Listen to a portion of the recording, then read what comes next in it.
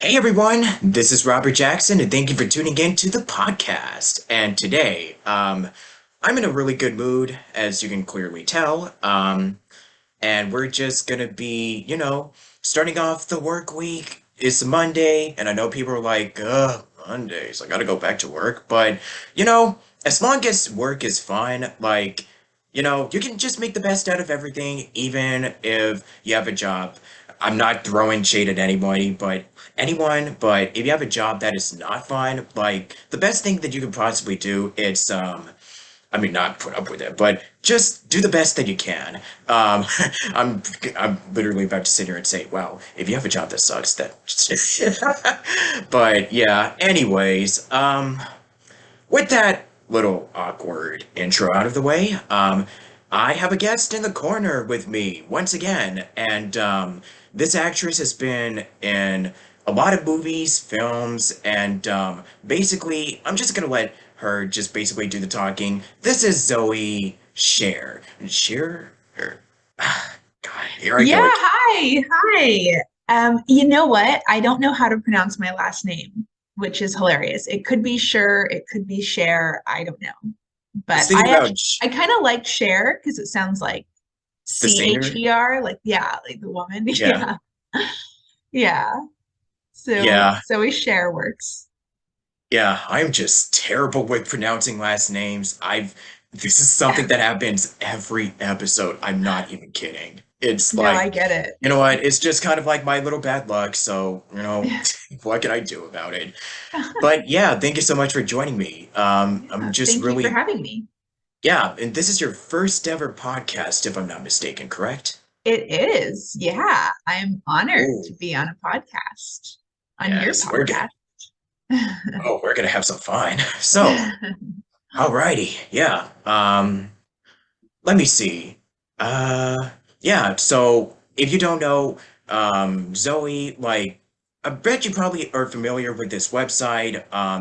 There's a great website that I'm probably gonna, plug right now called Acting and Voice Studios.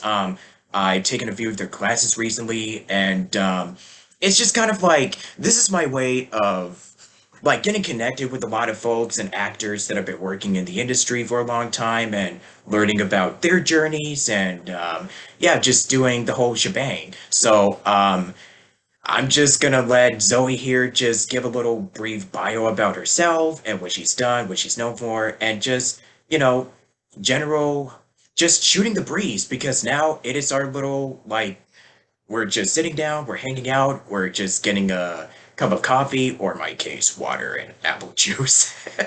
Just sitting over there. But yeah, share a little bit about yourself. Absolutely. Yeah. I'm glad you mentioned Acting in Way Studios. I work for them. They're a great company that hosts acting classes. We have acting classes, casting director workshops, uh, 12 agent showcases. We have a lot to offer, and it's mostly online. So it's been really amazing during the pandemic for people to be able to take classes online and they can live anywhere in the world and they don't just have to be in New York or LA. So highly recommend Acting in Voice Studios for any actors in the world, really all actors, any actors.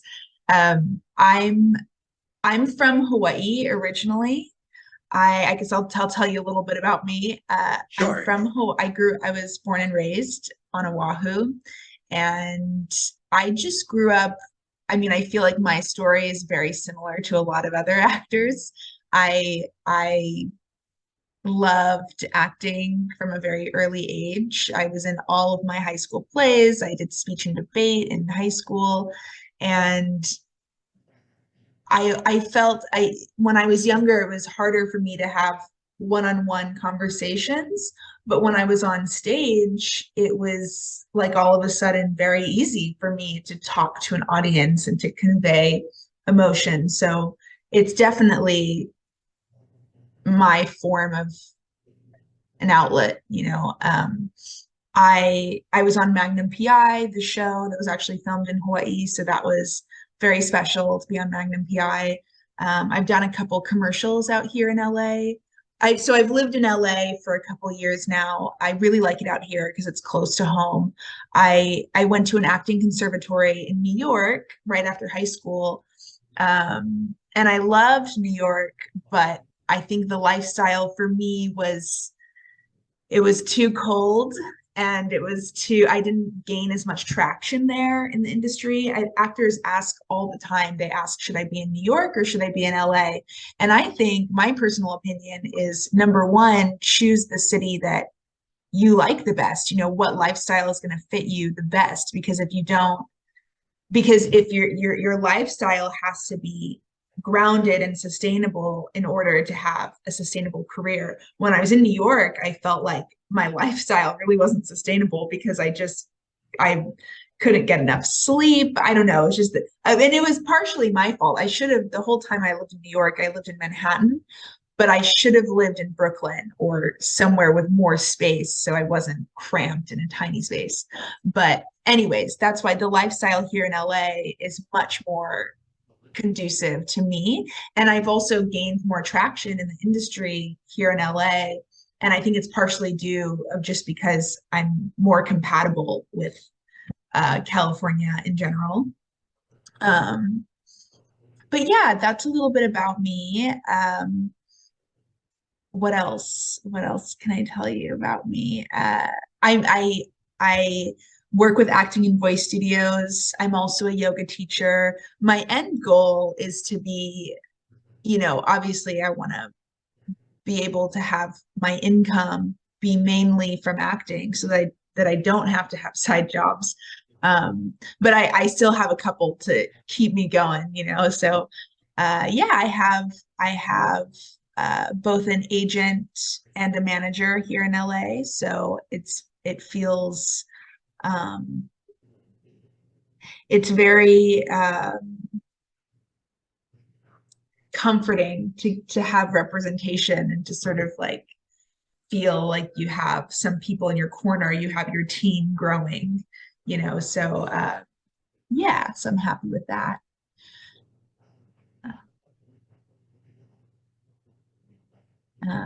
What else did you want to know more about like me growing up and how I got into acting or Sure. But before yeah. we go there, I'm just gonna talk about like, LA for just a moment Yeah. because I think before we actually started recording, I think you mentioned that you're in, um, like, I believe, I don't know if I can give out like, the location, but I'll just say that you live like nearby Dodger Stadium, Uh-huh. like at Uh-huh. least around the Echo Park, like that area. Yeah. Yeah. Uh-huh. Uh-huh. So I just wanted to ask, like, do you go to watch games or like do you do anything like in your spare time if you're not working? Like just to get the fun facts or just hobbies. Just want to get that out of the way first before we really Oh, delve into it. yeah. Yeah. Yeah, definitely. To be honest, I haven't been to Dodger Stadium yet. I need to do that. But I love Griffith Observatory. That's an amazing I haven't place. been in like over a decade, so Yeah. I've also been to the you said the Griffith, and I've also been to the Getty, like that's Oh like yeah. Uh-huh. west. Yeah. So I've been there a few times, but like I said, so long. Northridge, all of that stuff. I haven't done it in like forever. I don't even remember when was the last time I've been over there, like out Yeah. that way. It's been Yeah. years. Yeah. I've just been cozy in the Orange OC area, in Yeah. SoCal. Yeah. I Yeah. do go downtown every now and then, but yeah, you were saying I didn't mean to cut you off. Yeah. No, no, that's okay. I was just gonna say one thing I love about cities is having so much entertainment right at your fingertips. I love Oh yeah. museums. I love my partner and I just went to the Titanic exhibition.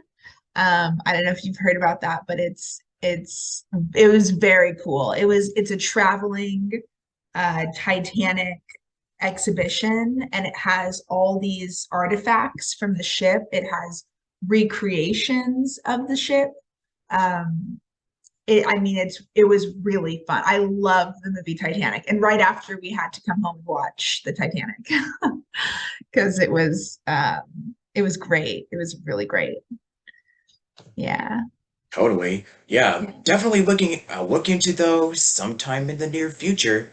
Yes, So definitely. yeah. Yes, so tell us about your childhood. Like, tell us about Hawaii, going to New York, Los Angeles, just pretty much your little origins, like your background. And, um, let me see if I can pull this up really quickly. Yeah, so pretty much my question is just pretty much how you got started, what led you into this business, and just growing up in Hawaii, just, your childhood, and just your overall surroundings of growing up on uh, the island of Yeah. the United States of America, let's just say that. So, yeah, paradise. So, yeah, your little story, backstory. What Yeah. is your life? Yeah, it was great growing up in Hawaii. I'm an only child. My parents have lived there most of their life. My mom's a massage therapist and my dad's an entrepreneur. He owned his own restaurant called Zoe's Cafe, actually, and he owned Nice. a car. He was a car engineer, so he owned his own car repair shop. Um, and yeah, I grew up going to school a couple minutes away from my house. And I guess I grew up watching movies with my parents. And when I was younger, I said, okay, I'm either going to be a veterinarian or an actor. And then, and then I saw a dead dog on the side of the road. And then I decided I don't want to be a veterinarian because I don't want to have to see dead animals. So I've just been drawn to acting and film ever since. And I was always drawn to behind the scenes. Whenever you get a DVD, back in the day, it would have behind the scenes. And I loved watching all the behind the scenes and seeing the actors, seeing the director talk with the actors, seeing the process of the filmmaking. And yeah, there's just a real draw for me to it. So I knew by my senior year of high school, I knew that I wanted to specialize in this. And there was a big back and forth for me between whether I should go to a 4-year college and get my bachelor's or just go straight into an acting conservatory.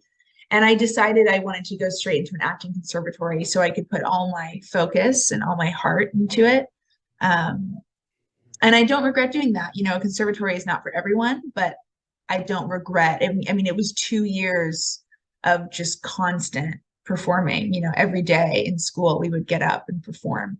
So that just simply putting in the hours in that way, I think is really beneficial. But you can do that in a conservatory or a scene study or however you want to. But I think it's just the the practice and the consistency is really beneficial over time. And I was in New York from 2016 to 2019.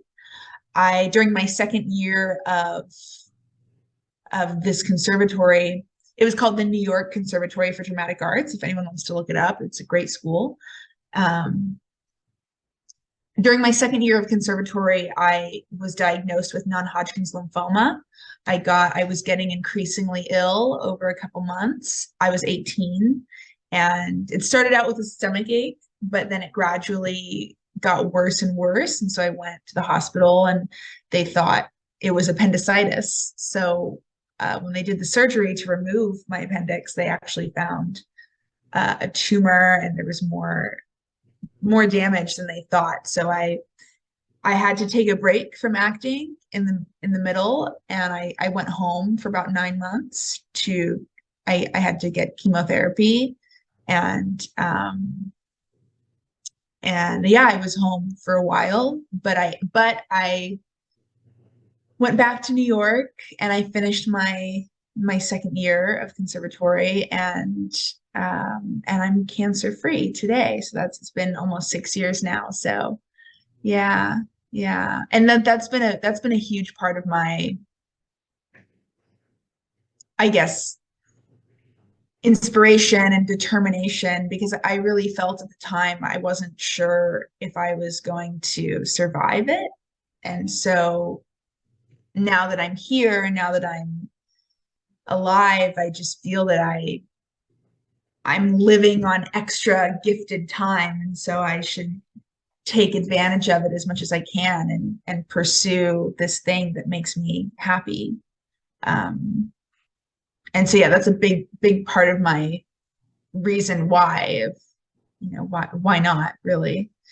Um, but yeah, so I finished conservatory, and I said I was in New York until 2019, but it was actually 2020. I just realized I was there when the pandemic hit, in March, and that was wild. I'm sure everyone in New York can say that was wild to see the stark contrast of a couple Oh days. my, oh It man, was well, yeah, because you live in such a compact place with so many people, so you go outside and you see people walking around all the time, and then a couple days after these reports started coming out, all of a sudden you walk outside and there's no one out on the street, and the restaurants are closing down. They're only doing takeout. So that was really, really wild to see. But at the time, tickets from New York to Hawaii were $150. So I said, you know what, I'm gonna bail and I'm just gonna go home because they had already put in a 30-day stay at home order. And I was living in a tiny little apartment in Harlem.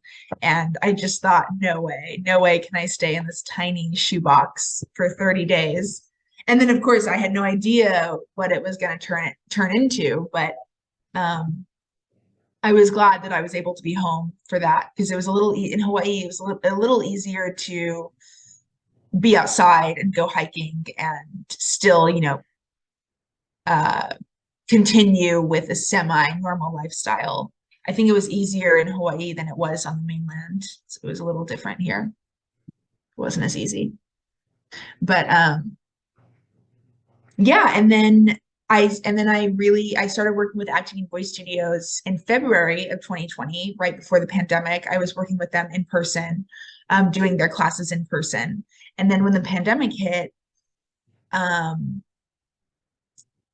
when the pandemic hit, all of their classes, they put them all online, and they weren't sure how it was going to go, but then all of a sudden their business was booming. It was incredible because all these hungry actors who were stuck at home now had an ability to work online and meet casting directors and meet agents and network with people and meet other actors. So it was really a blessing for me. I started doing their online classes pretty much as soon as they started them, around April of 2020.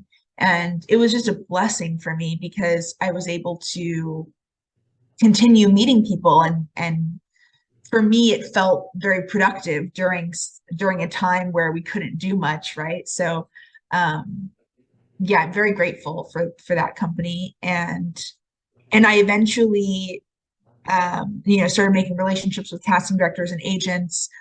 And so in early 2021, about February, March, I met my agent that I'm still with now. And, she said, if you want to move to LA, that I'd be happy to represent you. And so I said, okay, yeah, I'll be happy to move to LA.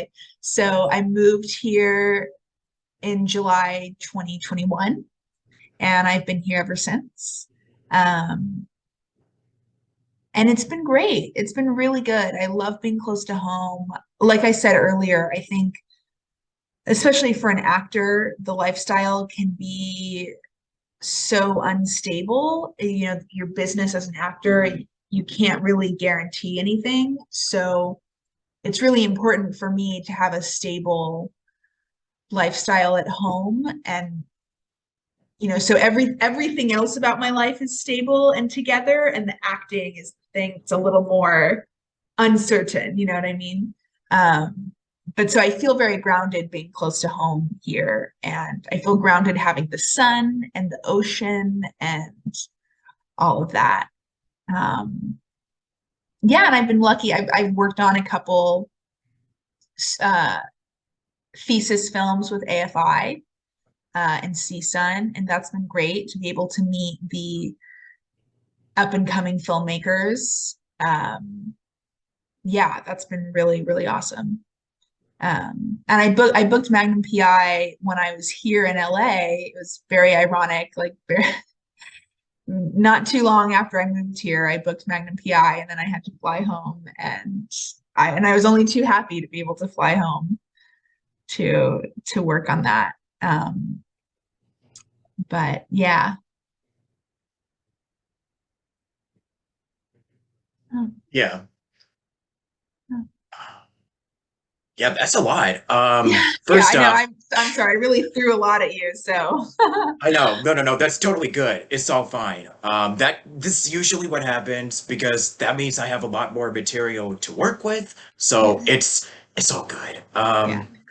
But yeah, congrats on everything, like, booking the shows that you've been working on. And yeah, I guess with all of this in mind, it sounded like your family was also really supportive of you with your creative endeavors. And, it's just really nice to have like people who are your cheerleaders and Yeah. they're just like, yeah, you know what, just go for it. We'll be with you by your side 100%. You got this. You Yeah. got something special in you, kid.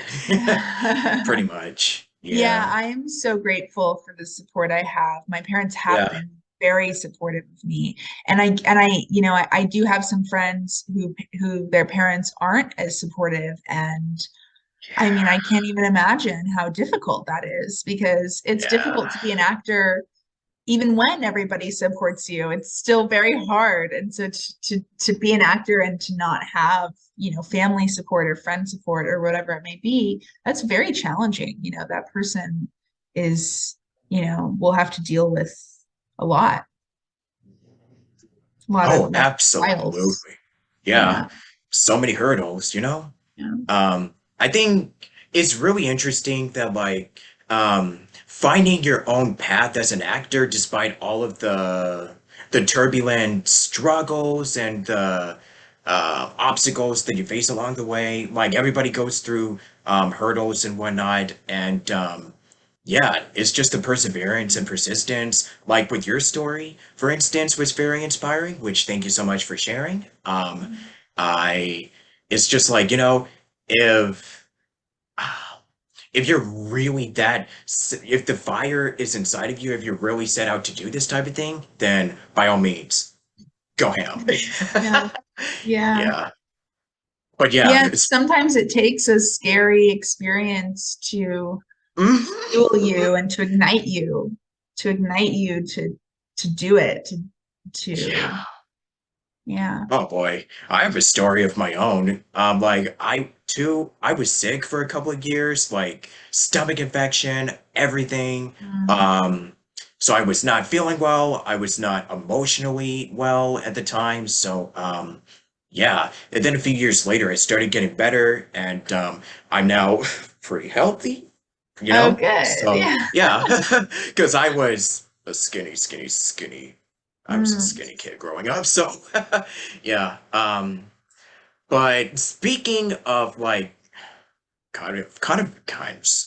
sort of an awkward segue into like, illness and whatnot. But yeah, oh my God.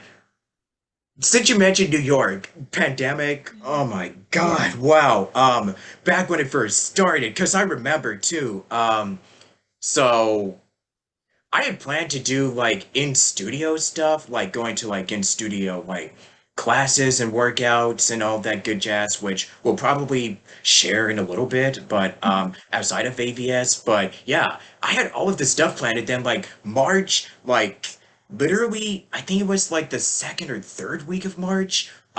Literally that week, everything just started closing. People were panicking. Like I remember that the toilet paper stuff and Oh well, yeah, that was yeah, hilarious. that was like 3 years ago. Holy Yeah. moly, man. Yeah. But it's just, it's insane just how far, like just how much we've really like that we're still here and how much society had changed during these last 3 years is honestly kind of astonishing. So, I wanted to ask you, I know that you were doing like a lot of like stage and theater and whatnot. I mostly do voice acting, but I'm just kind of curious, has your workload, like your lifestyle, has it slowed down? Has it like picked up since the pandemic?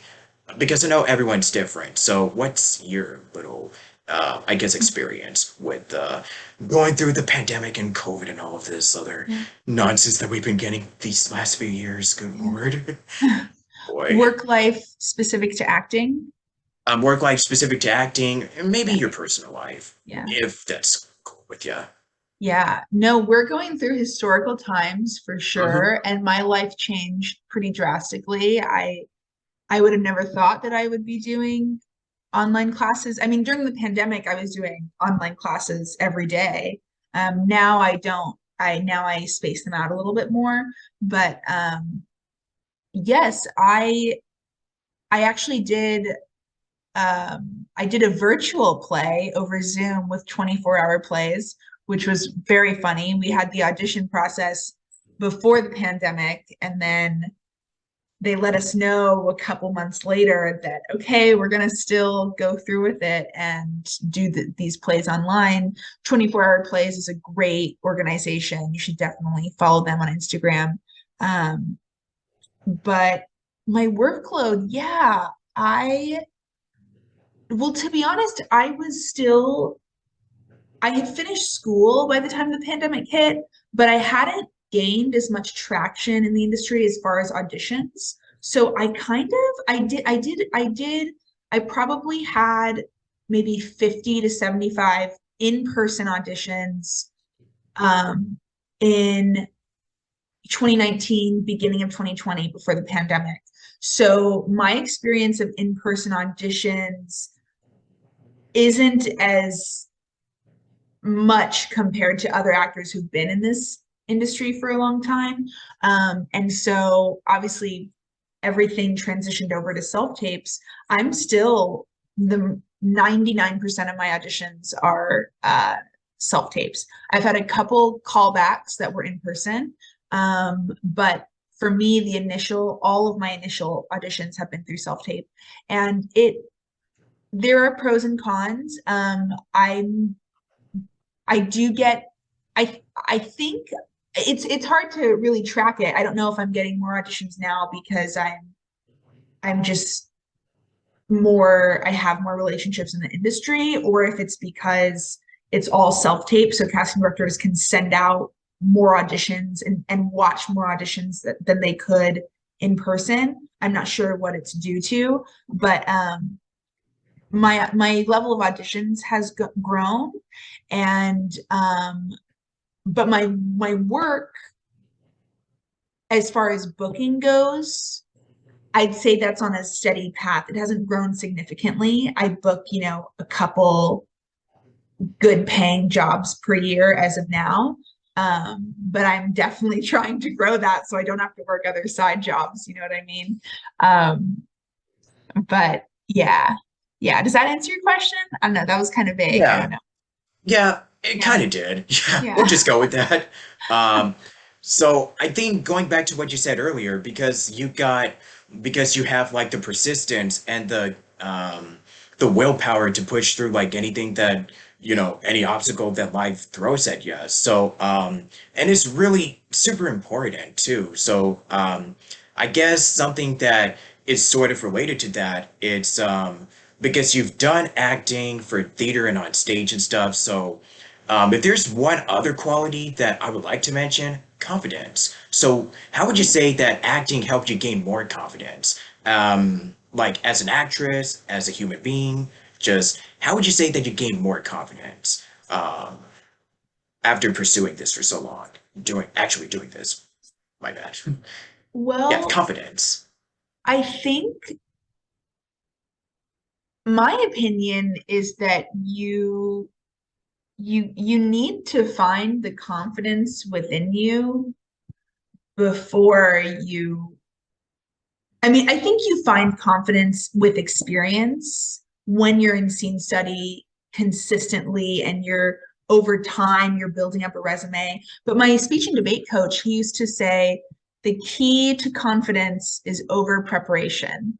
Over preparation is the key to confidence. And I think that's so smart because when you do something a billion times, whether you're rehearsing a scene or you're just practicing an activity, regardless of what you do, the more often you do it and rehearse it and work with it and exercise it and play with it, you're going to get more confident in it because you know it so well. So I don't know if I've gained confidence from being an actor. I think I had to have some of that innately and kind of pull it out of me in order to audition and be an actor because yeah, I hear some actors talk about how they get so nervous just to audition, and I think that's totally relatable and it's totally understandable, and everybody gets nervous, but you do have to get to a place where you know how to deal with it or you know how to work with your nervousness or your tension. And I think a part of the way of working with it is just simply just doing the work of going to classes and practicing and rehearsing and meeting new people and surrounding yourself with people who are better than you or more better in the sense of more experienced than you. Um, and then you'll steadily over time find your confidence. Um, and also, I mean, I'm a big fan of therapy. I think therapy is very helpful for everyone, for people who have low self-esteem or just in general. Therapy can be very helpful in finding maybe why you lack confidence, or maybe you're overconfident, or who knows. But yeah, the key to confidence is over preparation for sure. So I try to keep that with me with every audition I do. And sometimes it's stressful, it's like, ugh, I have a limited amount of time to put as many hours into this as I can. And so you really have to set your life up so that you have that time, energy, and money to do that, to put in the time to your acting and to prioritize what you want to prioritize. Um, yeah, I'm a big fan of the Audrey Helps Actor podcast. She's a great resource for actors. Other than, of course, this podcast is also a great resource. But Audrey Helps Actors. Her name is Audrey Moore, and she's a very successful actress and very successful podcast as well.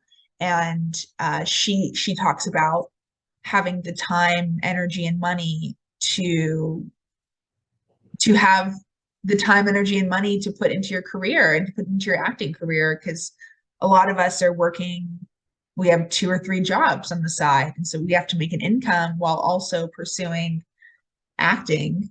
So yeah, what do you need to do to have the time, energy, money, and confidence to audition and to make it work and to make it sustainable over many years? Because it is something I'm definitely learning, is that this is a lifelong journey. And I'm committed to that because I love it. I'm very committed to it. But it is something that you have to accept because maybe some people don't want it to be, lifelong. I don't know. But Mm, yeah. yeah. So my next, think I've sent out like two quite separate questions, but I think I might just combine it into one, like Frankenstein it. So what are your favorite projects? I know you mentioned Magnum PI. So what is some of your other work that you would say that you're the most proud of, that are some of your favorites? And who would you also cite as influences, like people who inspired you, giving you inspiration, just favorite people and favorite projects so Yes. far. I have 2 main ones. Magnum PI definitely was one because it was super exciting to be on such a professional set working with professionals. I mean, that was amazing. Um, my second favorite was I did a short film with my friend. Uh, and she's really funny. She was great. But she wrote this script about uh, it was it was between me and my partner who was a vampire. I love vampires. So anything with vampires, I'm all for it. It was That's me a and my fun partner who fact. was a vampire, and my character actually had cancer because my friend as well is a cancer survivor, and so we bonded over this shared experience. And in the script, basically, my character is dying of cancer, and my partner wants to turn me into a vampire to so that I don't die, so that I can be immortal. And but my character doesn't want to be immortal, and so the whole short film is just this dialogue between the two characters trying to explore, what's the most moral decision we can make, and because they have two opposite points of views and they're trying to work together, and it also deals with cancer as well and that experience and how painful it is. So that was an amazing project to be a part of because it felt very personal to me, and I think the personal stories are usually the ones that are most impactful, or most, the more personal stories are, the more universal they are, the more people can relate to it. So um yeah, that was great. And to answer your second question, influences, well, my favorite actress is Kate Blanchett. I love Kate Blanchett. She's amazing. I mean her career that she's had is what I aspire to be. The Curious Case of Benjamin Button is my favorite movie. And her and Indiana Jones, I mean, she just, every character she portrays, I think she's incredible. I mean, she played Bob Dylan. She literally played Bob Dylan, which is wild. She's this tall Australian woman, and she transformed into small little Jewish Bob Dylan, and it was just incredible. It was just, she's really, really incredible. I love actors who can transform. Christian Bale is another great example. He just transforms. He has so much control over his body, voice. I mean that there's real craft in that, in being able to transform yourself to know how and what to do. I mean, it's amazing. Yeah. Yeah. So, alrighty. So I guess this is a good time to close out part one. So join Okay. us in part two, as we talk a little bit more about acting and then discuss fitness and yoga and, other discussion topics. Like we could just geek out about stuff and yeah, if we have the time for it. So yeah, this is the end of part one. Stay tuned for part two coming shortly. And until then, catch you later. See ya. Welcome back. So, last time we talked about your backgrounds and your experience working in like Magnum PI and a bunch of other projects like your stage, theater work and whatnot. So, I guess what a lot of folks are curious about it's like when they work in the industry, they're curious about like, oh, how do I like what's a good agent? Like, how do I see like representation or like I don't know, just landing a good getting auditions at work that are coming in. Like I know in LA it can get especially competitive. So I guess with for your case, I know that you had like you're repped with an agent and you're repped with, assistants that like to help get to where you are today. So I guess I'm curious about what your process was, and I know you mentioned it earlier, but more like getting into the nitty gritty of booking an agent and landing like auditions and gigs, and how to stand out from the thousand or so people that have auditioned for this one role. So getting an agent and how to stand out from, you know, the other actors or the people in the biz. Like, what makes you unique and stand out? Stuff like that. Yeah, those are big questions. We could talk all day about that. Well, Totally. those are great questions. Yeah. Yeah. Talking about specifically representation, There are two ways that you can get representation. One, you perform in a showcase or an agent sees you in a show or a theater or film, whatever. An agent sees you and they like you and they reach out and you chat and you decide it'll be a good fit and they'll represent you.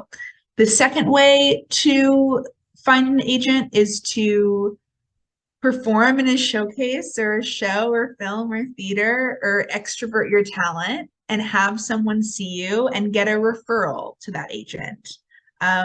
Get a friend of the agent or manager or a director or producer or a casting director or whoever it may be, or a referral from if an actor friend of yours has an agent and you have a good relationship and they think possibly you'd be a good fit with their agent, they can refer you. But it is challenging. I mean, at the end of the day, you have to uh, impress the agent because I think what a lot of people don't acknowledge about agents is that when you start out, I mean, well, agents are working for you for free. They're working for you for free to submit you, and they only make money when you make money. So when an agent brings you on, they have to think you're good enough and prepared enough and have studied enough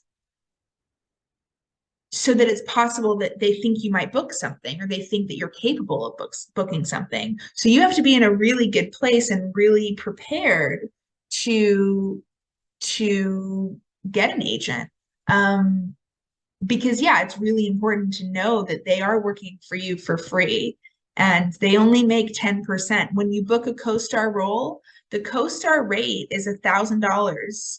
So your agent will only get 10% of that $1,000. So that's $100. That's all your agent is making. So they need to, and it's impressive just to book one or two co-stars a year when you're first starting out, right? That's a big deal. And so, but for your agent, that's only, maybe $200 a year if you're not booking anything else. So your agent really has to believe in you and they really have to see potential. And there's definitely no right or wrong, but I do think that being as prepared as you can and studying the craft, being in a scene study class, I would suggest scene study classes in person. Online classes are great, especially for connecting with agents and casting directors. But when you're actually wanting to work on your craft, it's best to be in person, working with props, working with a real body, a real person in front of you, and working off of their energy. There's only so much Zoom acting can give you, right? It's a lot more. I think Zoom acting is a lot more challenging than in-person acting. So that's my thoughts on getting an agent. I mean, I've gotten very lucky, and I'm so grateful for my representation now. But I've also been pursuing this for about, I mean, I would say since 2019. So 2019 was when I really started, hitting the ground running. So I've had some decent time to work with people and meet people and get better. Time is definitely your friend in this industry. The more time you have, the more opportunity you have to practice and meet people. And also, you may have already heard agents talk about this, but when you work with an agent, it's definitely a relationship. So a relationship in the sense of you have to sort of get along with each other or click with each other to work together. It's kind of like the same, if you date someone, you need to go on a couple dates with them first to see if you like them and see if you can work well together. It's kind of similar to agents too. And sometimes agents will take you on without having you sign a contract, and they'll just say, okay, we're just going to work together for a couple months and see how it goes. And they'll submit you for projects and they'll see how responsible you are. Are you meeting the deadline for all your auditions? Are you dedicated to this? Because they want to feel you out too to see if you're on the same page.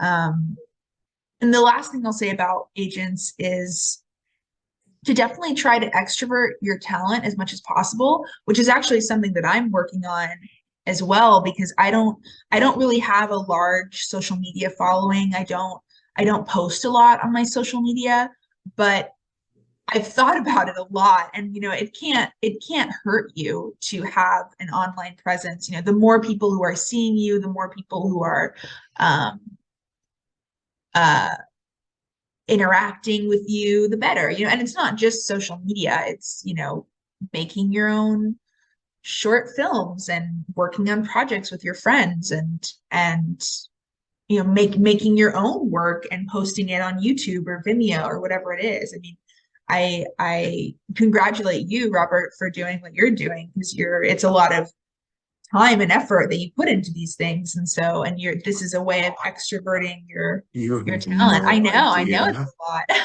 Yeah. Yeah. Yeah, but so yeah, when you extrovert your talent, there's just more possibility for people to see you and for people to like you and like what you do. And um yeah. Yeah.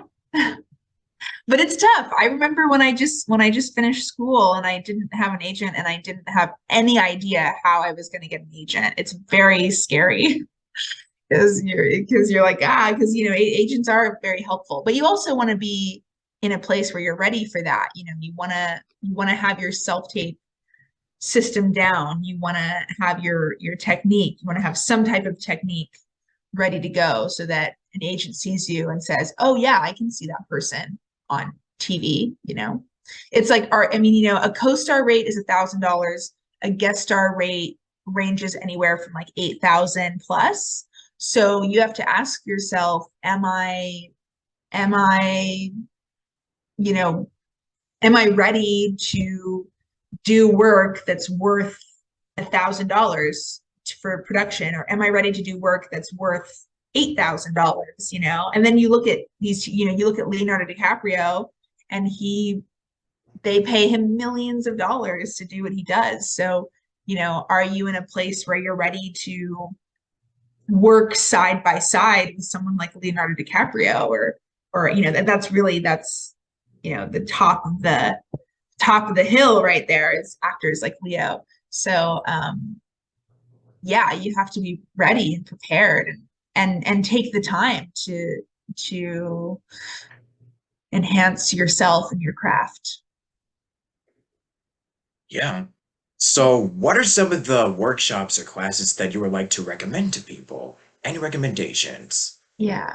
So Acting Voice Studios is great for networking. If you're in a Yeah. place where you're ready to meet casting directors, meet agents, um, do showcases, Acting and Voice Studios is the place. And there's a couple other good studios as well that are online like that. One-on-one is another option. But I'm obviously biased towards Acting and Voice Studios. The owners are really lovely. They're actors themselves, actors and singers. And it's a good company. It's very good to its students and its workers. So Acting and Voice Studios for sure, if you're ready to network. It depends on what region you're in. I can definitely give you recommendations for LA, but to be honest, if you live outside of LA, I would suggest Googling studios in your area.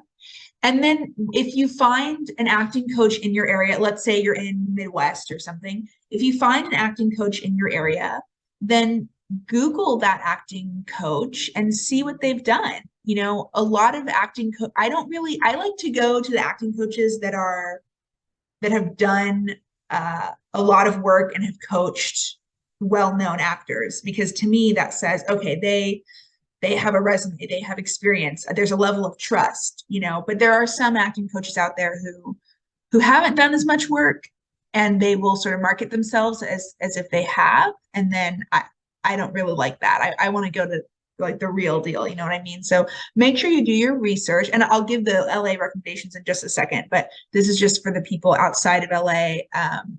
Do your research on scene studies around you. Like I said earlier, I would highly suggest scene study in person, mainly because you need to know how to deal with props and things in your scene while you're working, while you're saying your lines out loud, because when we work on self-tape too much, we're so used to sort of doing things under the camera and not using the actual props, that once we go to set, for anyone who has experience, being on set or being on stage, you can learn your lines super well, but then the moment you go on stage and the director gives you something to work on, maybe you're making a sandwich or maybe you're cleaning something, all of a sudden this work that you have to do with your hand and your body, it trips you up when you try to work with your line. So you have to be really connected to the voice and the body and be able to work in that environment and use your body as a tool. So scene study in person for sure. My LA recommendations, I have a couple. Howard Fine is the best in the world to me. You can look him up. He's a celebrity coach. He coached Austin Butler in Elvis. Austin Butler has worked with him for a long time. He coached Gal Gadot's Wonder Woman audition. He's great. And what I love most about him is that he has very affordable classes and he still teaches to anybody who wants to come to his class. He does in-person acting technique. He also does audition boot camp, which is online. Or it's not called audition boot camp.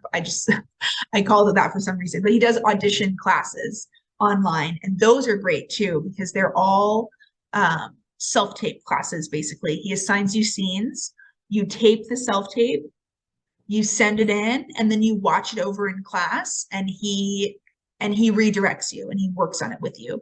I just have so much respect for him. He was good friends with Uta Hagen, who is a well-known actress and acting coach. So he's just totally the real deal. So if you're in LA, 100% recommend the Howard Fine Studio. That's my number one recommendation. There are a couple other good ones. The BGB Studio is really cool. That is spearheaded by Risa. Let me get her name just so I don't say it wrong. She's a casting director. Her name is Risa Brayman Garcia. And I believe, I could be wrong, I believe she co-owns the BGB studio. I could be wrong, but I know she has a huge hand in the BGB studio. So yeah, look that up. She's lovely as well. She also has a social media presence. So you can follow her on social media. You can follow the studio, see what classes they have. And the last one I'll recommend is John Rosenfeld Studio. To be honest, I haven't worked with John Rosenfeld, but I do have a handful of friends who have gone to him and only have great things to say about him. So that's three things. That's and I can email this to you too if you want to write it in the notes or something. But yeah, Howard Fine, BGB Studio, and John Rosenfeld Studios for all the people who live in LA. And to be honest, now that we live in this new world, BGB and Howard Fine have online classes. So you can still, if you're in the Midwest, if you're anywhere, you can do those online classes with them too. So that's amazing that we're in that place where, actors outside of LA have access to the best acting coaches in America. And what else? I was going to say, what else was I going to say? There's a handful of self-tape studios that are helpful as well. Basically, you pay them to go into their studio and record you and read with you. It does cost money, so it's not right for everyone, but it is a good resource if you have a big audition and you want your self-tape to look really good and have the lighting perfect and the backdrop and have a good reader, those are helpful too. But those are my main recommendations. And of course, I'm just a big believer in doing your own research as well and seeing seeing which acting coach has done what and sort of gravitating towards the person who has the most experience. So that's mostly what I do, is just look for the people who have the most experience and then follow them and listen to them and see what they have to say, because I think having the most experience and the resume to back it up says a lot to me. Totally. Yeah. Well, at least we're getting a lot of good resources. Oh yeah. I also wanted to mention, sorry, uh, Audrey Moore as well. So the Audrey Helps Actors podcast, which I mentioned earlier, she has a website with resources as well, which is so helpful. She talks about acting classes. She talks about self-tape setup.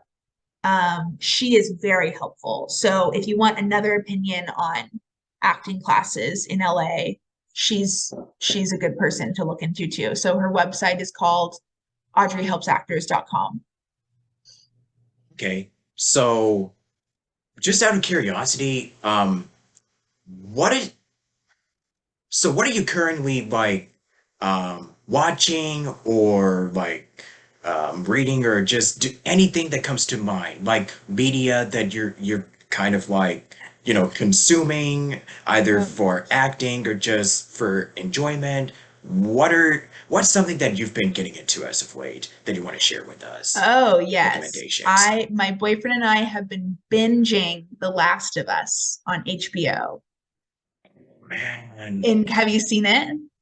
it looks so beautiful. I have not watched it. No Okay. spoilers. Please don't It spoil it. I love zombie shows. The Walking Dead is one of my favorite shows. I love it. I love apocalypse shows. The Last of Us is fantastic. Um, I'm a big fan of The Handmaid's Tale. Love The Handmaid's Tale. Um, oh, The White Lotus, of course. I'm kind of mainstream with the shows that I watch. I love HBO, so I watch a lot of I love what HBO has to offer. But yeah, The Last of Us and The White Lotus to me are my two tops right now. Because they're just I didn't I The White Lotus, of course, is a new concept by Mike White, and I think Mike White is just incredible. He wrote and directed it. Have you seen The White Lotus? I have not. I've heard nothing but great things about it. Yeah, he's just a genius with dialogue, circumstance, story, and it keeps you on your toes. And it's new. It's very exciting to get a new story that wasn't a book or wasn't anything. So I love The White Lotus and The Last of Us. I didn't even know the game existed, so I didn't know anything about it. But Pedro Pascal is just incredible. I mean, riveting. So I have one where there's the fourth episode just came out, so I'm probably gonna watch the fourth episode after this. um, Sounds like but fun. yeah, those are the shows that I'm watching. What I love reading as well, but I my taste buds are all over the place. I I have been reading plays recently because, to be honest, I haven't read a lot of plays overall, and Howard Fine is a big, all he says in his classes is just to read plays, read books, read screenplays. He just really believes that to be an actor, you need to understand story and read a lot and inhale stories so that you have a good understanding of them. And so because of him, I've been reading more plays. So I have a link. I just read plays online, or I bring them to the library. Right now, I'm reading a play called Fat Pig by Neil LaBute. It was written in 2004. The plays are quite nice to read because they don't take too long. They're quite short to read, so you get through them pretty quick. Um, yeah, those are a couple things that I've been ingesting. Nice. Yeah. Yeah. I was just also saying earlier that like LA has some very like another reason to move to LA is because of its, gorgeous weather, even though it does get pretty humid, Mhm. especially during the summertime. But spring and fall are just always very nice. I mean, Yeah. winter isn't too far behind. I mean, I used to love summer, but like after moving to like, I think if you're closer to the beaches, I think it has that nice little sea breeze to it. But if you're like in the Orange County, Riverside, San Bernardino areas, um, like in the mountains and stuff, like or no, valleys, then yeah, it can get pretty hot. Yeah. Yeah, so I guess that's one other thing that I wanted to point out. Like LA, the weather is nice and all, just be prepared for the traffic and the Oh, wrecks. definitely. Yeah, Definitely. that's just want to point that out before I forget. Um, Absolutely. Yeah. so yeah, let's talk about fitness, yoga, Okay. and all that good stuff. Yeah, Yeah. because that is something else that I'm also really passionate about. I do Mhm. believe that fitness is good to keep your mind and body just healthy, whether you're doing like, especially if you're having like a long, sustainable career and you're doing, if you're going to get into this in the long run, because, like having a healthy mindset and positive mindset, of course, like you mentioned therapy earlier, and keeping yourself physically in shape can also be it's a great way to alleviate to eliminate stress and anxiety or whatever it is that you might be feeling, like low self-esteem. So yeah, share about your little journey Yeah. into fitness, Yes. if you may. I'm a yoga teacher, and I'm so proud that I'm a yoga teacher. I love yoga. I actually, my mom is a big yogi, so I grew up very familiar with it and stretching occasionally. But I actually got into yoga more passionately when I was sick, when I was going through chemo, because yoga was basically the only form of exercise that my body could handle. So it felt so, I was quite cooped up a lot of the time. And so um, having being able to roll out the yoga mat and just do some gentle stretches really just saved my life for me. Now I crave the feeling of stretching, opening up the body and finding space. Um, but that's where it started initially. So that was in 2017. That's where my passion started for yoga. And I love yoga because I grew up along with acting growing up. I was also on swim team. I did water polo. I paddled over the summers. I paddled in an outrigger canoe. So a lot of water sports. And I love sports.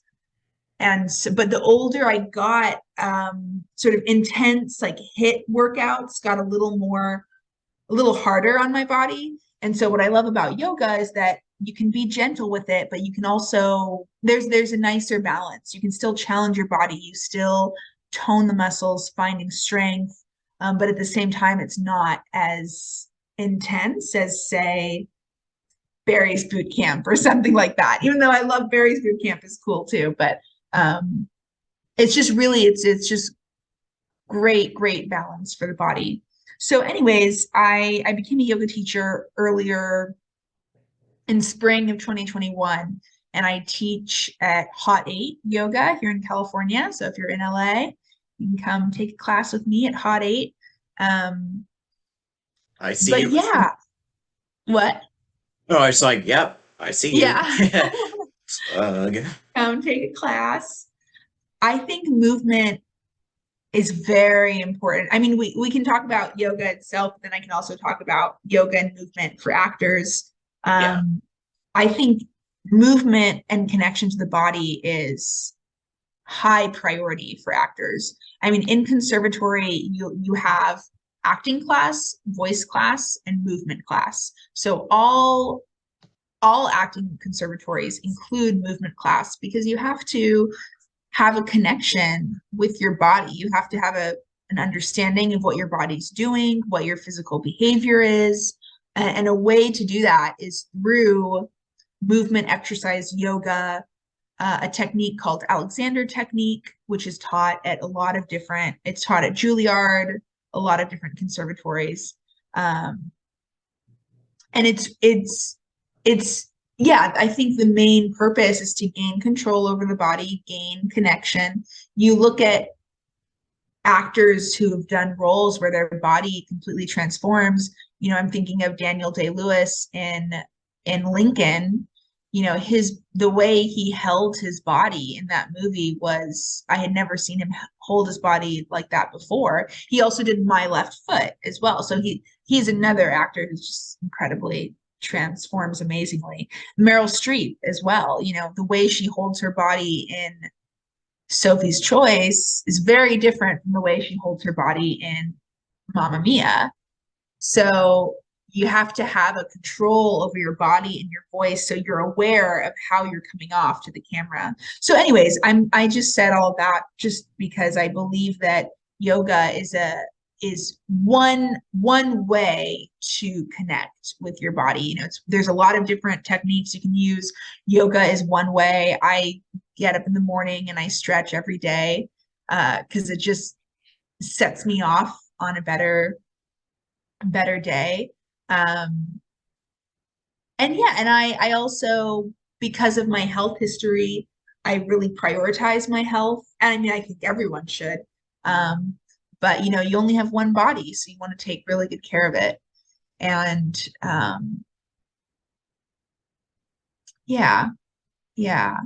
And then yoga in general,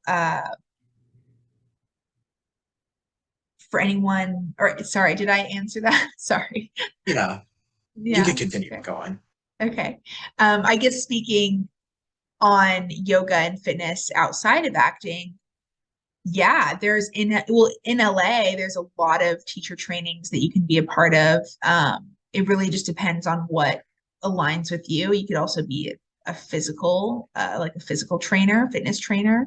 There's a lot of different options, but California is a great place to be for that there, because there's a lot of fitness Pilates studios here, a lot of gyms. It's very popular here for sure. Oh yeah, absolutely.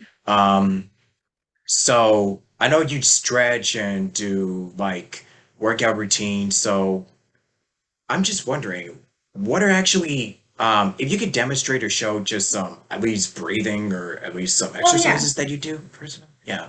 What's your process? Definitely. Yeah. I have one breathing. Well, I have two breathing techniques I can share with you. And this is a great point just to say, because I've been thinking about posting more on my social media, posting Okay. like different movements for actors that they can take in on their prep. Um, so you're inspiring me a little bit here with these ideas. Aw. But I'll give you two breathing techniques. So one is very popular in Bikram yoga. It's a style of yoga. You bring your fingers together, interlace your fingers together, and put your knuckles under your chin.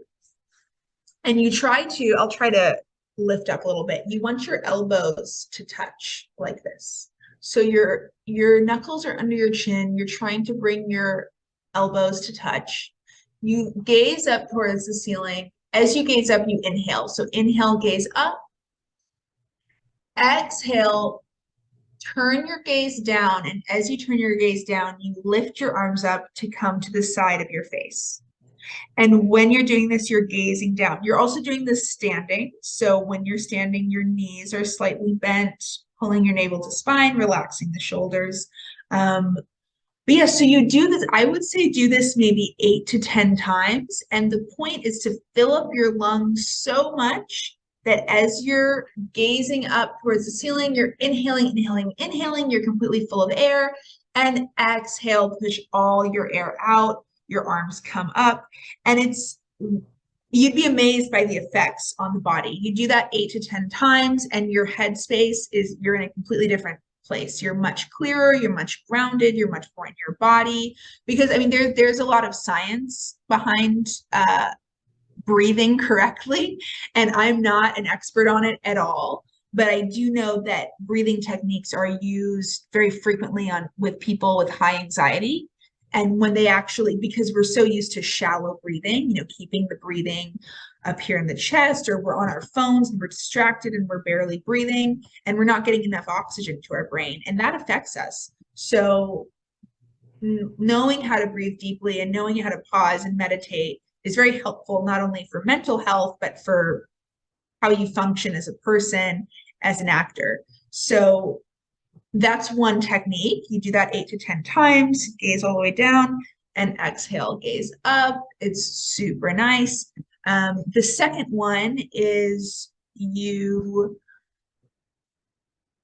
inhale through one nostril, exhale through the other. And the way you do that is you put your middle finger to your forehead, your ring finger closes the right side of your nostril.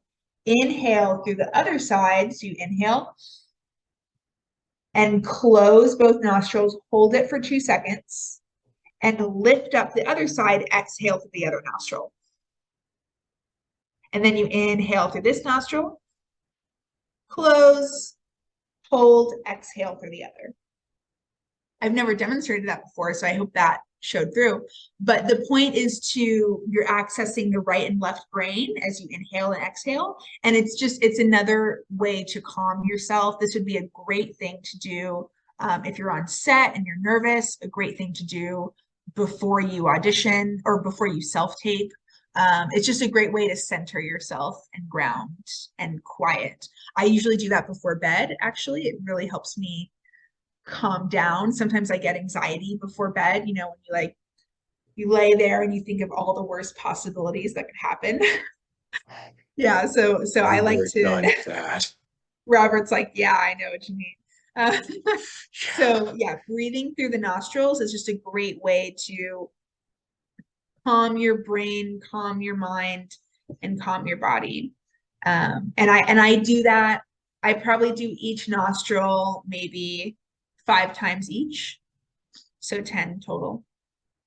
And that's another. And you can do those exercises as many as you want, like as many times a day as you want, or once a day. It's really up to you. Um, yeah, there's one more that I can share that's Okay. popular. It'll be quick for me to explain. It's called 4-7-8. All you do is you can sit, stand, whatever you want. You inhale for a count of 4. So inhale 1, 2, 3, 4. Hold for a count of 7. So you hold your breath for 1, 2, 3, 4, 5, 6, 7, and exhale through your mouth for a count of 8. Exhale 1, 2, 3, 4, 5, 6, 7, 8. And then you go back again. You do the same thing. Inhale 4, hold 7, exhale 8. And you do that 5 times in a row. There's a lot of great breathing exercises out there. So you find what works for you, and the benefits are amazing.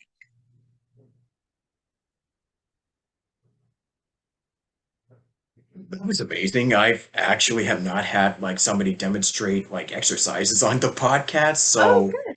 yeah. Um, That's Doing awesome. something new. Yeah. Yeah. Love This is it. the first. I love that. Good. Yeah, probably something that I may start doing more often. So thank you for, the Yes. inspiration. It's really helped me. And so Yeah. yeah, I would love it if it helped you too. Yeah. Yeah, de like doing it on social media, like that's a great idea. So Yeah. I'd say do it, Do it. I know. Totally. You're inspiring me. I should. Yeah. I Yeah, really make should. videos, just tutorials and stuff of like, breathing exercises. Yeah, that would be so helpful, seriously. Oh, cool. Okay. Yeah. Yeah. I'll have to write that down. Yeah, new ideas. Yes. Yeah. But it is really cool that you've demonstrated, all of this exercise and yoga stuff and yeah, how it helps with a positive mindset. Like, you have no idea how much it makes a huge difference. Like 5, 10, 30, however long you do it, it really can make a huge difference. Yeah. Whichever mood that you're currently in. Like, it really, really, really does. And yeah. Absolutely. Yeah. Yeah. I know that it's definitely helped you. Like I think sometime after you've had the chemo, the cancer stuff. So, Mhm. like I commend you. Like that's just, I just admire your bravery for sharing that, first off. Because Oh, like whenever I do these, it's like I just usually talk about like, the generic boring stuff, like how did you do that? But no, like getting real with the audience and just sharing about like our own personal experiences with an illness, and you know, it's like something that's we kind of do need because it's like it's therapeutic in a way. I guess Yeah. that's also, therapy can count as therapy. It's like, talking about our own personal, like, um the challenges that we go through in life, and just sharing it in such a thoughtful and constructive manner. It's like, yeah, that's courage. So I really do appreciate that. Oh, thank you. Thank you very much. I appreciate Anytime. it. Yeah. So we're gonna stop part two because now we're gonna go into part three, which is gonna be the final part of this really fun conversation. So stick around until then, and yeah, as always, stay awesome, y'all. I'll see you in a bit.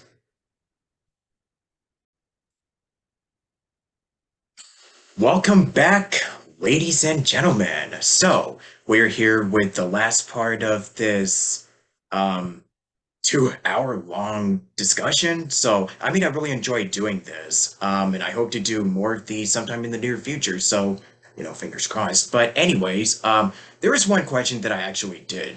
I meant to ask like earlier. This kind of goes into the fitness aspect, but let me see. Since gyms are opening back up, like, is it recommended? Is it better for you to go to like a public gym or work out from home? What's your two Oh, cents? yeah. Yeah.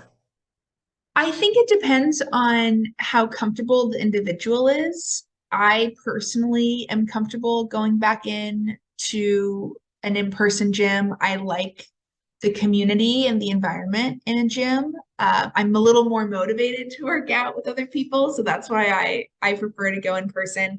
But most gyms and hot eight yoga as well, they all have their own they're doing everything that they can to keep it safe and clean. So I know hot eight yoga um, does request your vaccination card so that they know that everyone's vaccinated.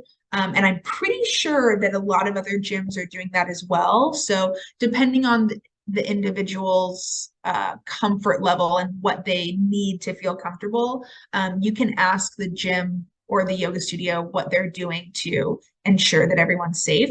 And most of them, I mean, the biggest companies will definitely have a system in place so that it's safe for everyone. Yeah, because it's also the same as like somebody who is comfortable with a personal trainer, or if they're Mhm. just, okay, just doing it completely on their own, like independently, you know. Absolutely. Yeah. Yeah. I mean, your gym fitness journey is independent and you have to sort of feel what you prefer and what you feel best doing for sure. Yeah, totally. Yeah. Um, Let me see. And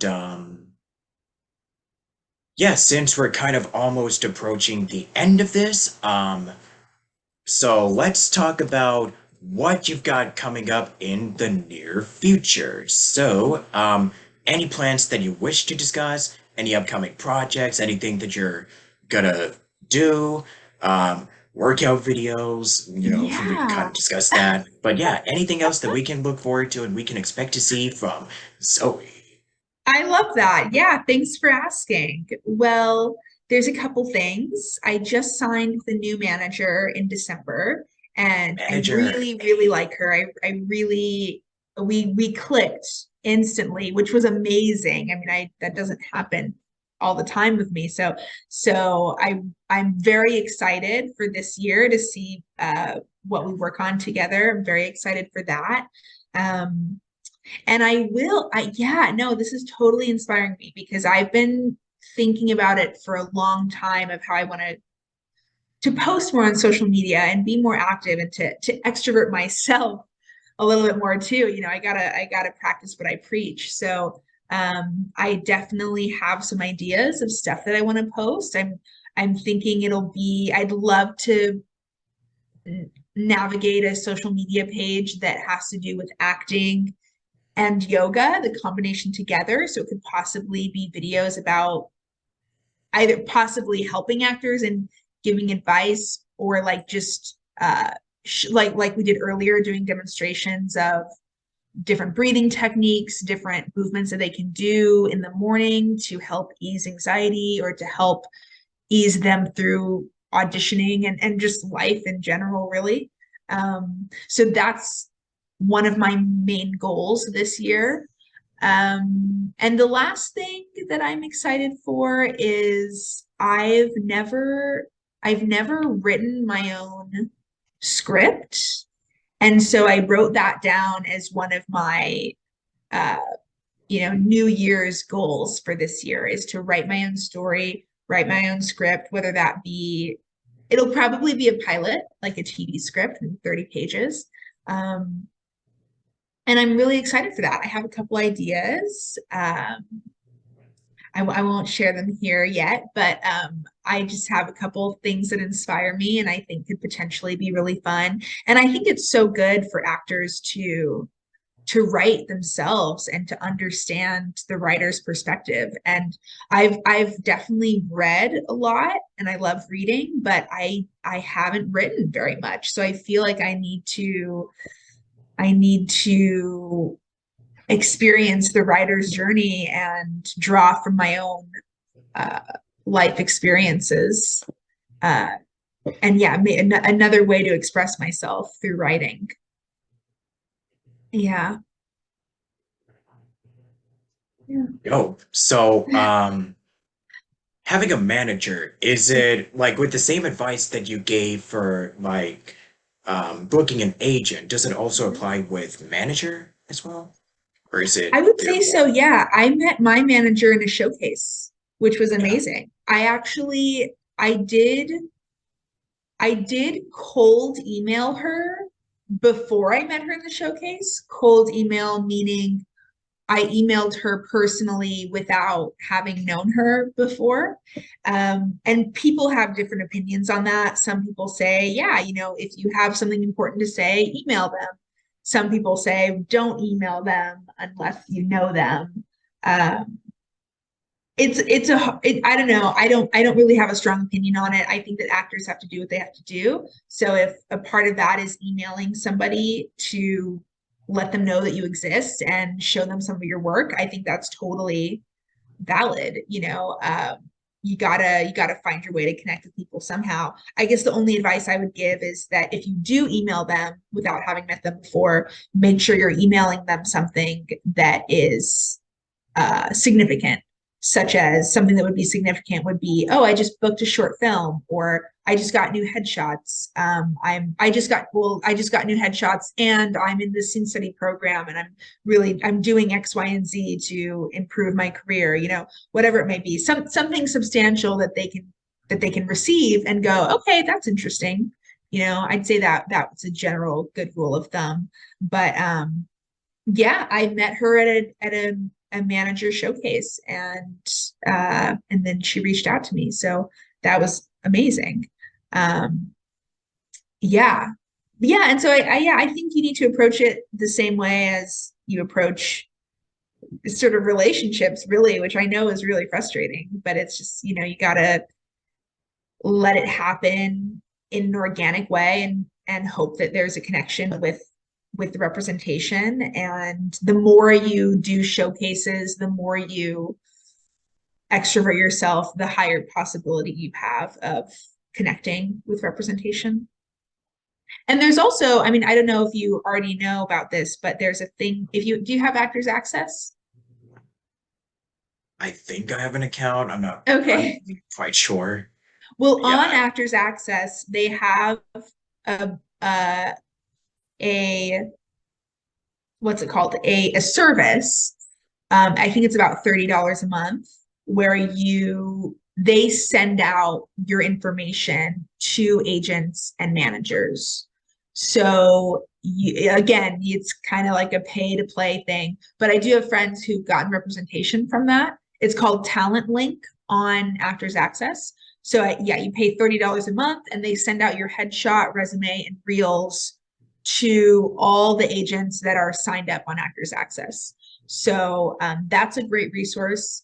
Another great resource for finding representation, Acting in Voice Studios just started. I don't know if you've seen that on our website, but we've just started having our own service very similar to Talent Link, where you can choose to pay just for 1 month, or you can choose to pay for a year, but you basically give them all your materials that you want shown to agents and managers.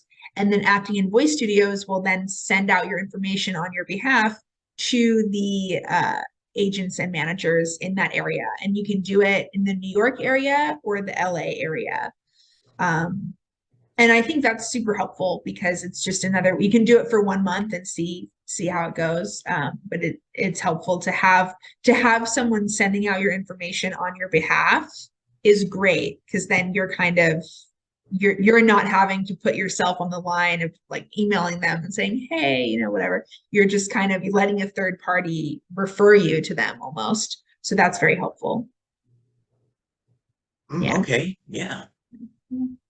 So, any advice you want to give to anyone out there who have similar passions or aspirations to do what you're doing? Yeah. There's so many things in my head. First things first, I think that you do have to have a nice little conversation with yourself and ask yourself if you want to do this in the long term. And if you do want to do it long term, then fabulous. Then you're going to have a fun life ahead of you. If you don't want to do it long term, then maybe it's not the right career choice for you. And really ask yourself why you want to be an actor. Like, what do you get out of it? What does it give you in return? Because you have to find some joy out of the process, or else it's going to be really hard. Because if you're just waiting to book a show or book something, then it's not reliable to book. I mean, even myself, I haven't booked consistently in a while. I'll get some lucky patches of time where I'll book, but it's still nothing is reliable or consistent for me yet. I'm hoping one day things are. But then you hear famous actors in interviews talk about how they appear to be in such a stable place in their life, and yet they win an Oscar and then they're not sure if they're going to ever work again because no one has been calling them, so it's a wild, odd career.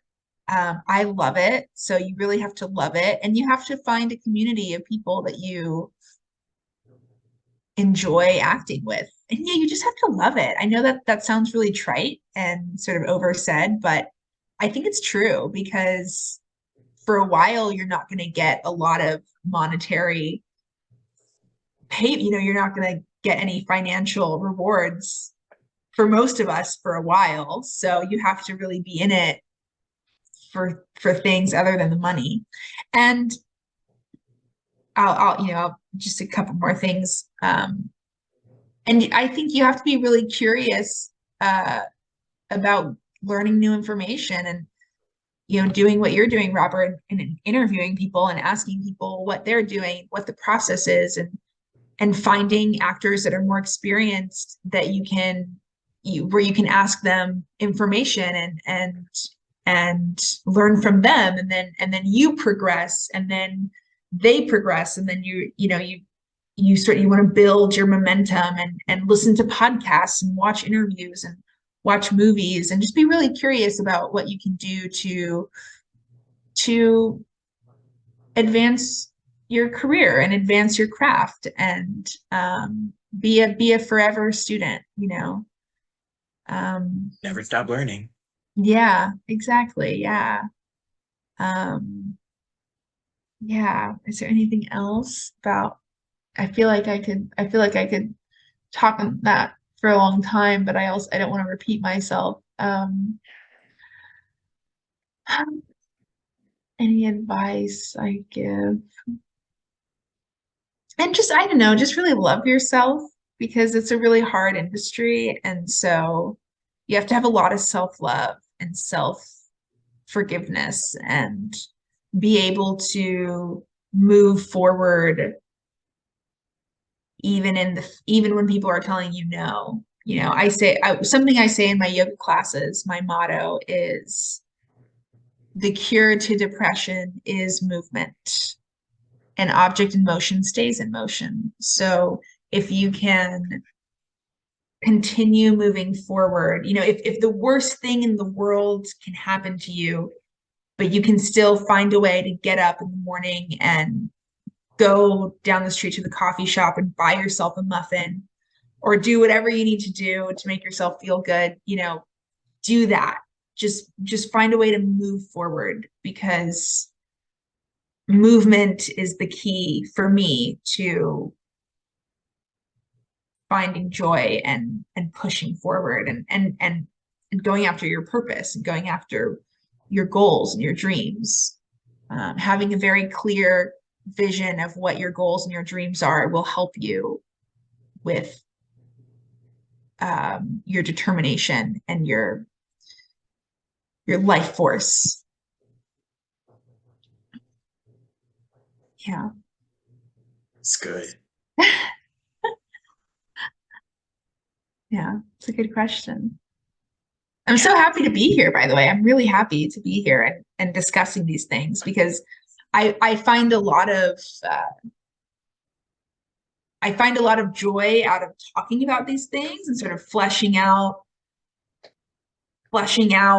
these problems or challenges or life things. It really helps me to sort of understand it, and I'm a big podcast person too. I love listening to podcasts. So yeah, I'm just really thrilled to be on here. So thank you.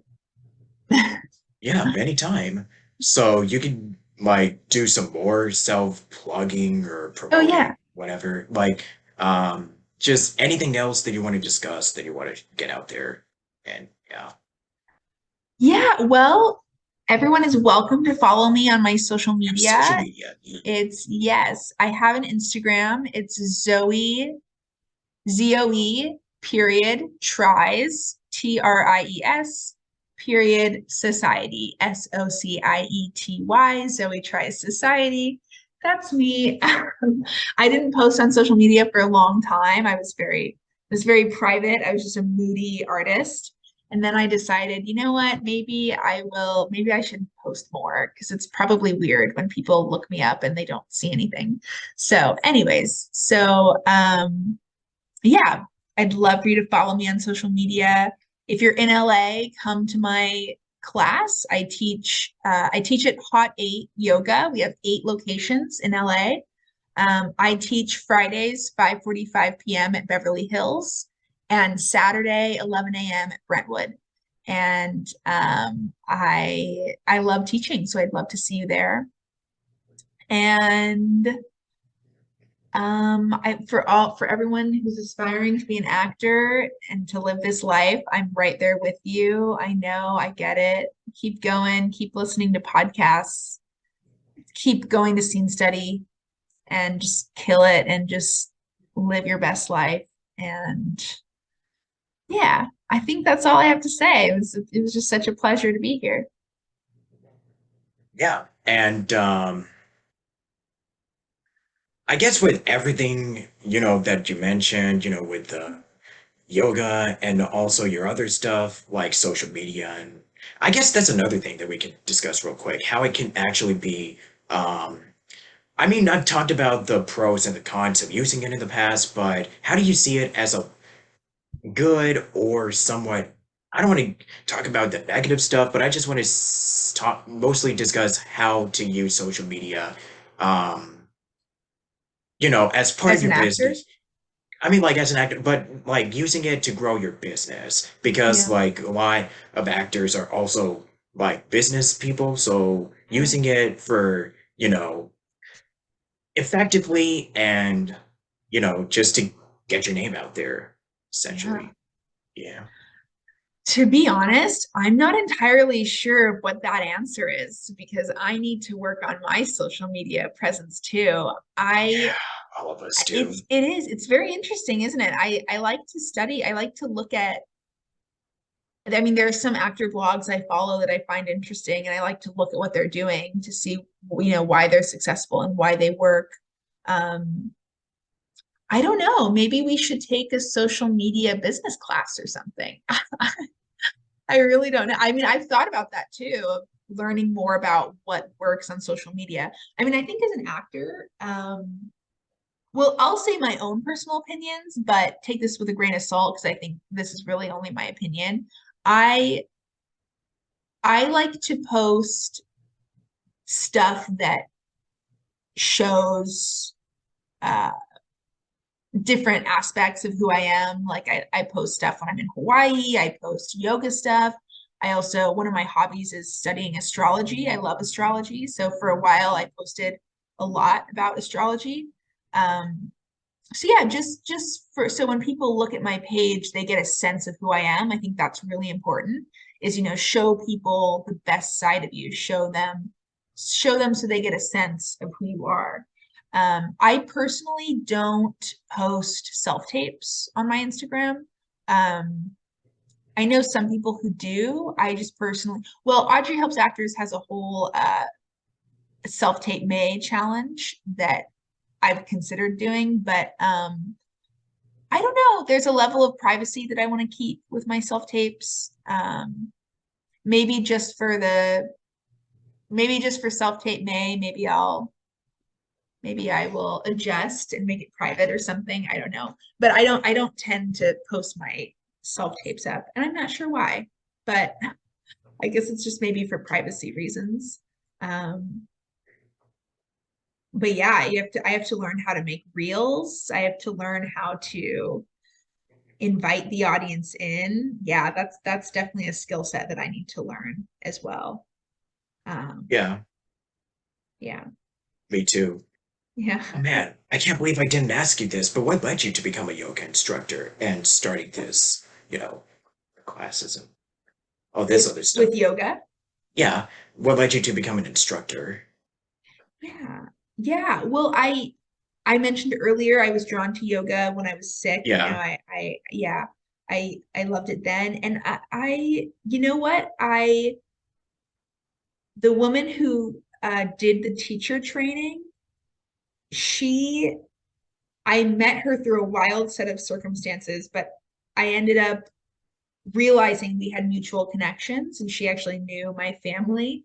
So when I met her, we kind of had this crazy meeting and I thought, oh my God, you're amazing. And the instructor was actually, it's yoga bar is what I teach. So BARRE, that's like ballet bar. So it's a fusion of bar with vinyasa yoga. But this teacher, she has been doing this for 40 years. She's 68 and she's just absolutely ripped. And she's like a guru, basically. She's a yoga guru. And so when I met her, she was honestly a large draw for me because she was so wise and she knew so much. And I felt that if I learned from her, I would be getting the best of the best. So that's really what drew me to it. And you know what? It's a great side hustle. It's a great side hustle on top of being an actor because I get to meet new people. I get to, make money by doing something I love. Um, yeah, I should have probably just said that in the beginning. Mainly to,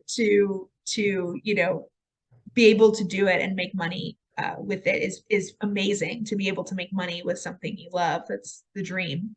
So, and I felt that I mean I've been practicing for 7 years now, so I feel qualified to teach. I definitely have a confidence in my knowledge of yoga. And so I felt it was definitely the right time, and it was something that had been in the back of my head for a while. yeah. Man, I could just ask more questions about like positive mindsets, positivity, learning to, loving thyself, and Yeah, we've already been we've been gushing about that throughout this entire like recording. So it's yeah, like, yeah. what else, what can we add to it, you know? I know. I like to be a positive person. I think life Yeah, is a little easier when I'm positive, when same. I think You daily and me affirmations both. are Yeah. great. You know, Yes. what you think in your mind translates into reality. So if you think, if you think negative thoughts like I'm a loser, I'm no good, I can't do anything, then that's going to then get ingrained in your body and in your life point of view. And then you're kind of going to slowly evolve into that because that's what your brain is telling you. But if you're saying things like, I am lucky, I am talented, I'm a hard worker, I am destined for something great. If you have those sort of mantras in your head, then your body will the same thing. Your body will sort of become that and you will evolve into that over time because your mental thoughts are everything, I think. Yeah. What's your personal affirmations? I am lucky. I love that one because well I do feel I've been very lucky in my life. Um, I'm lucky with my family, I'm lucky with my health. Um, and it makes me feel good because sometimes I get into ruts of like nothing's going my way and I'm like, dang it, I want X, Y, and Z, but it's not working out. What am I doing wrong? Blah blah blah. And so I get in this rut, and I don't like being in stuck in a rut. So I am lucky. I love I am loved, I am worthy, anything to make me feel like I'm capable. I think especially in this business, you need to be able to feel like you're capable of doing and achieving your goals. And you have to force yourself to love yourself and believe in yourself because you can't count on other people to believe in you in the beginning. You have to find the fuel within you first. Um, yeah. And it can be a little challenging, it can be daunting, this business, because it's a big business and there's a lot of people and there's a lot of production companies, there's a lot of producers, there's a lot of it's a big bit. I mean, it's a small world, but it's also a big world. You know what I mean? When people say it's a small world, yeah, it is. But there's also a lot of people in it, and there's a lot of businesses, and there's a lot of opportunities. And so it's easy to feel overwhelmed or daunted by it for me. And so I have to really focus and say, okay, I am capable. I'm capable, you know, because the way I look at it is, someone has to make another movie. Someone has to cast another actor. There's always going to be work to do. So why shouldn't it be you? Why shouldn't it be yourself? Yeah, it really is a small world, especially since you find people who are really passionate and they love like pop culture, like neat, like nerdy related stuff. So it's like, we get to gush about like our favorite show. So, like I said, small world. And Yeah.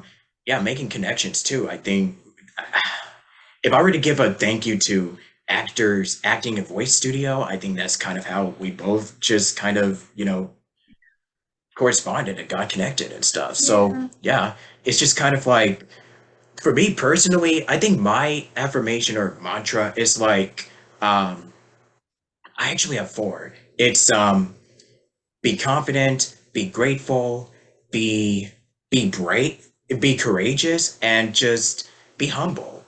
Those are Yeah. kind of my big four to be's. To be or not to be, that is the question. Yeah. Let me see.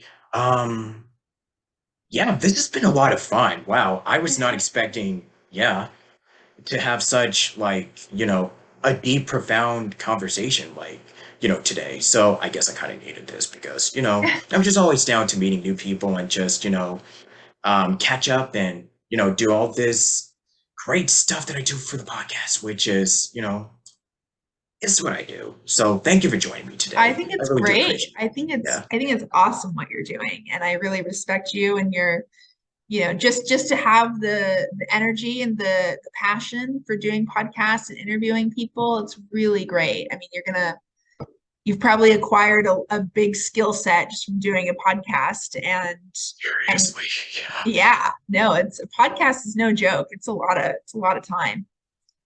Oh yeah, definitely. So for LA in Mhm. particular, I know you've been here for a little while. So do you feel like you kind of would want to be here? But I mean, I know this is where the big that's kind of where a lot of the big stuff, the big boys are at in Hollywood. So Mhm.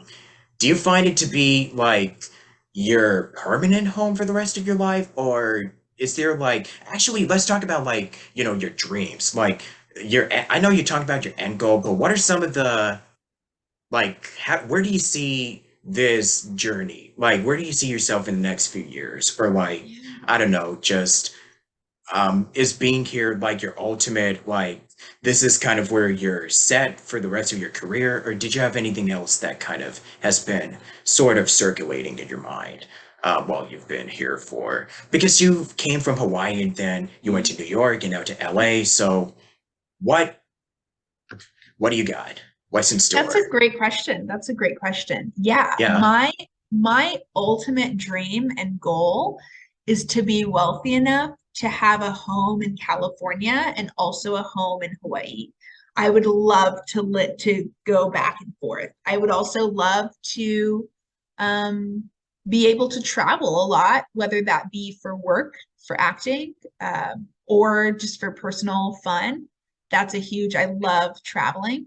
Um, but my goal is to be an actor. I mean, I want to be an actor for the rest of my life, and I'm trying to set up my life so that eventually, within the next couple of years, I'll have more momentum and more traction in the industry, so that I can just focus on working here in Hollywood. Yeah. Yeah, But I because also we love Hawaii, so I'm manifesting booking more in Hawaii too. I mean, that would be great that because would be I love awesome. my home. I love my Yeah, that'd be so cool. home. Yeah. Um, yeah, we could just talk about LA and, the struggles and everything about like if you ever wanted to sightsee or visit here, like it really is nice, just save up. That's all I'll say. Save up. Yeah, expense. Yeah, Oh saving yeah, up, it's very yes. Especially expensive. if you want to Yeah. move. Oh, I'm not gonna get into it. Yeah. Um, Yeah, it but is very expensive. Yeah. Yeah, that's another good topic is as an actor, you need to be moving, yes. financially That's another good one. stable and financially together enough so that you have the money to move out here and you have the money to buy headshots, buy your acting subscriptions to Actors Access, casting networks. Yeah, you have the money to have self-tape equipment. It's an expensive industry to be in. And so you have to have your finances in order. It's really important. Yeah. Mhm. So, I guess that just about wraps it up. So, Yeah. I hope that like, you continue to work. I really hope that your career definitely takes an uphill trajectory, Thank probably you. from watching this podcast. So that's something to show to your to your folks. Yeah. Check her out. She's awesome. But anyways, would you like to do an outro for the podcast? Oh, an outro? What do you mean? Oh, like a closing, like, hi, my name is Zoe. I've been in so and so and so. I do this, and you're watching or listening to the Station Square podcast. Oh, Just as okay. a closing bumper. Yeah. Oh, very cool. Okay, yeah, I'll try one. Um, okay, right now. Oh yeah, right now. Do it now. Okay. Yeah, live. Wait, and you're watching Station Square podcast. Is that what it is? Yeah. Hi, I'm Zoe Sher. I'm an actor and yoga teacher here in LA. You're watching Station Square podcast. Yeah, that was pretty good. And where can people find you on, and what have you done? Just as a quick recap. Oh, yes. Uh, you can check out my IMDb. I've been on Magnum PI. I've done a number of commercials here in LA. And you can find me on my Instagram at Zoe Tries Society. Nice.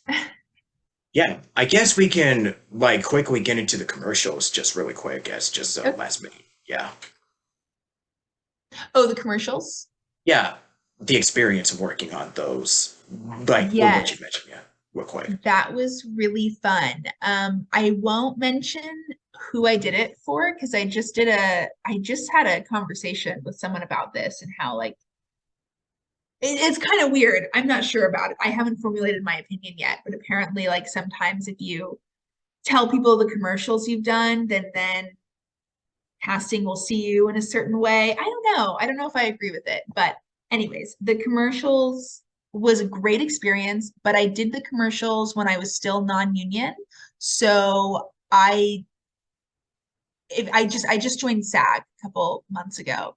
And Nice. if yeah, I'm sure you know, doing a commercial versus doing a commercial non-union versus doing it as SAG is a vast difference in how you're paid. And I'm a big fan of SAG because I just believe in, you know, SAG is what makes this career sustainable because you're actually they fight for you getting paid the right amount of money. And so the commercials that I did were awesome and I had a great experience. And I have actually nothing to complain about them. But I'm very, very excited to be in SAG now and go on more commercial auditions for SAG commercials because SAG commercial is a much more lucrative journey, I guess. Yeah. Yeah. Oh man, SAG-AFTRA. That'll be a discussion video for another day. Yes, Yeah, yes, there's a lot that goes into SAG. yes, There's so much. But yeah, anyways, you can just say your final farewells or last words to, to end this, and yeah. yeah, we should be good. Okay, well, thank you so much for having me. I hope everyone enjoyed. I had such a great time chatting with you, Robert. It was great. Thank you for all your questions. You're really sweet. You're awesome. Yeah, feel free to check me out on Zoe Tries Society on Instagram. You can also check my IMDb out, just Zoe Sher, Z-O-E, last name S-H-E-R. Thank you so much. Yeah, and thank you all for watching. Stay tuned next time on Station Square. This is Robert Jackson, signing out of here, and until then, have a good one, folks. And yeah, catch you later. Bye. Peace.